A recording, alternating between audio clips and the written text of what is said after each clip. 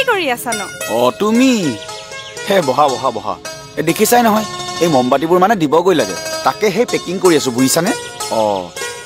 চোৱাচোন চোৱা নতুন ডিজাইন অকমান দিবলৈ চেষ্টা কৰিছিলো কেনেকুৱা বা হৈছে বাহ বঢ়িয়া হৈছে পিছে তুমি মমবাতি বনাবলৈ কেনেকৈ শিকিলা APFBC আয়োজন কৰা মমবাতিৰ কৰ্মশালা এটালৈ গৈছিলো গম পাইছানে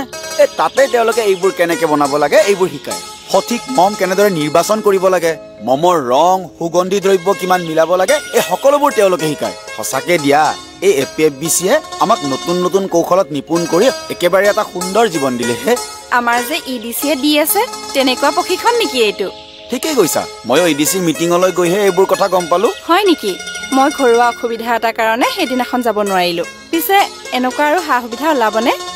ওলাব নিশ্চয় ওলাব এই APFBCয়ে বয়ন চিলাই এই নাৰ্সাৰী স্থাপন তাৰ পিছত তোমাৰ বাহৰ সামগ্ৰী তৈয়াৰ তাৰ পিছতে আচাৰ বনোৱা এইবোৰ প্ৰশিক্ষণ দি এই বনপ্ৰান্তীয় ৰাইজক বহুত উপকাৰ সাধন কৰিছে নহয় আকৌ মই শুনিবলৈ পাইছো অহা সপ্তাহৰ পৰা তেওঁলোকে হেনো এই চিলাইৰো প্ৰশিক্ষণ দিব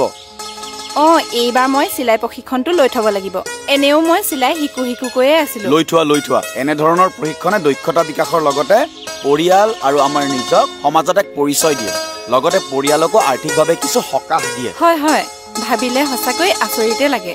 এই প্ৰকল্পই আমাৰ দৰে পিছপৰা অঞ্চলৰ মহিলাসকলৰ উন্নতিৰ বাবে এতিয়াও যে কাম কৰি আছে এই প্ৰশিক্ষণে